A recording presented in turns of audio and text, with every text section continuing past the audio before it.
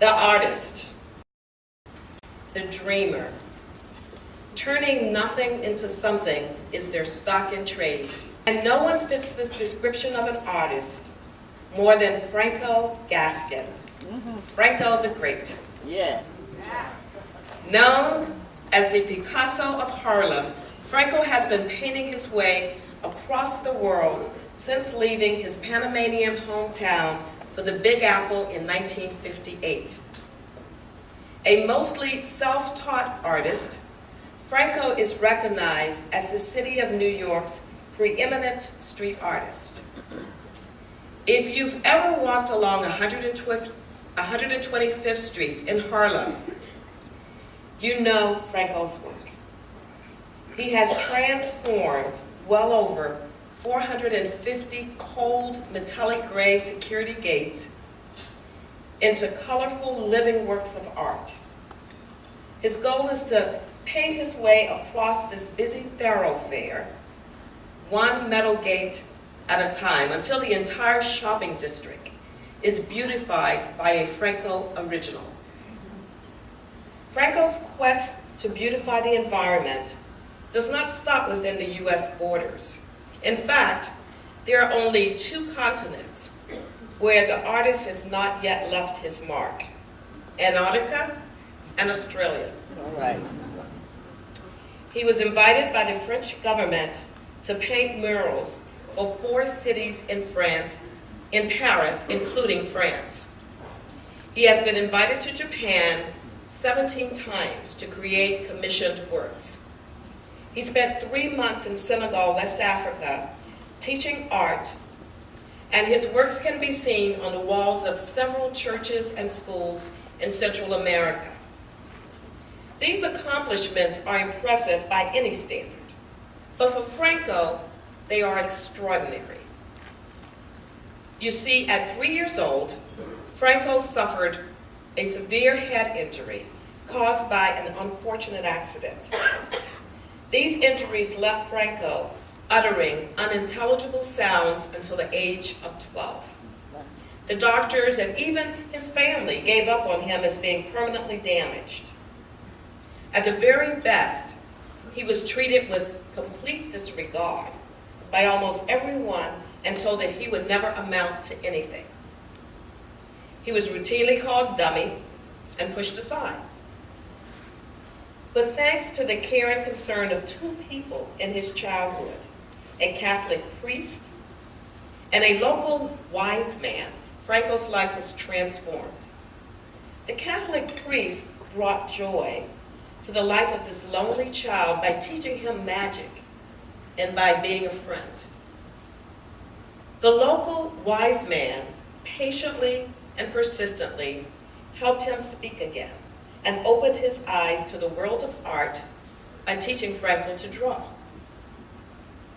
For all of the people in this remarkable human being's life who have helped him along the way, who were kind and patient when he needed it most, and who recognized his value, we are extremely grateful. For without them, we would not know this beloved human being today. Thank you for choosing to be here, Franco, and for infusing the world with beauty and grace and love. Ladies and gentlemen, Franco the Great.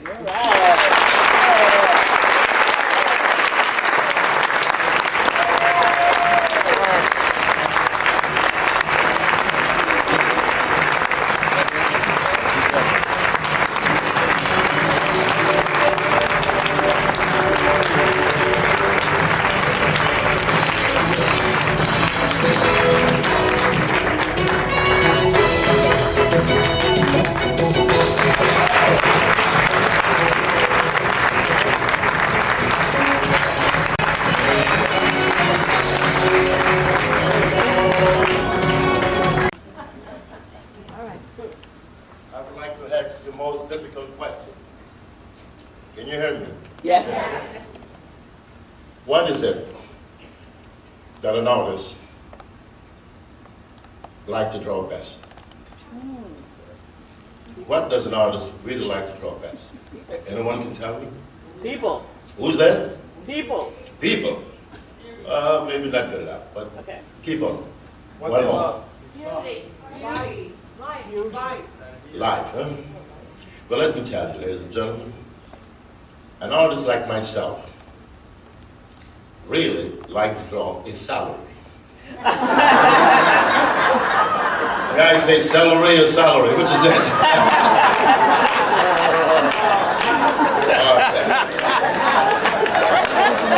That's the real artist. But this was just a test to see if everyone was really paying attention. And now that I have your attention, I like to say, good evening, ladies and gentlemen. Good evening. Indeed, it is a blessed one. I would love to thank, very much so, Ebony Awakening for inviting me and many others to enjoy this wonderful occasion.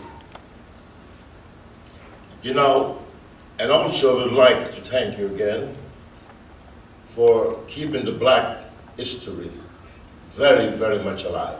Yes. May I hear a round of applause?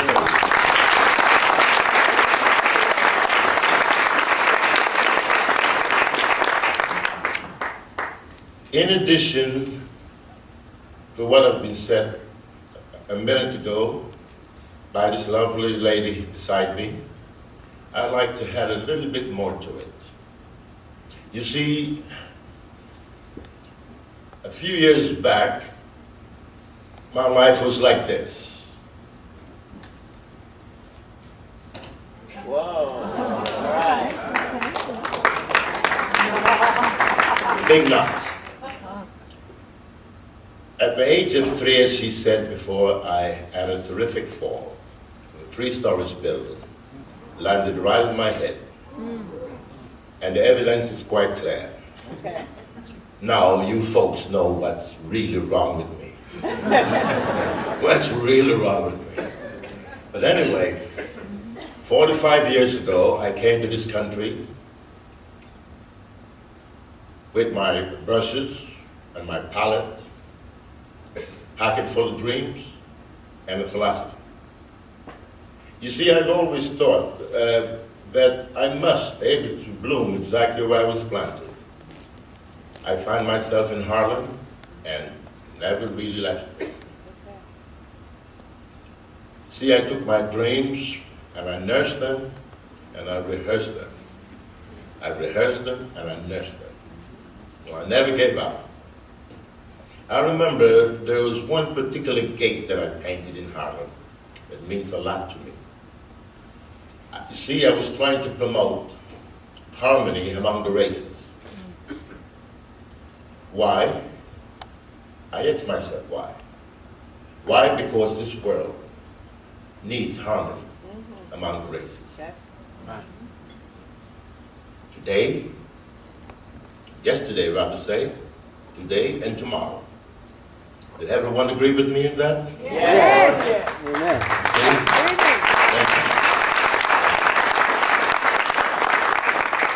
Thank you. See, because of my determination and my desire to be successful in what I do and to be a very important person in my community. You see, I've been invited to many countries, at least 4 continents. And this does to prove to you, ladies and gentlemen, that you and I can go very far from where we are. Yes. In my studies in life, rather say this is my conclusion, but in my real study of life, I found out something, that nothing that you do for love and with beauty ever lost. Wow.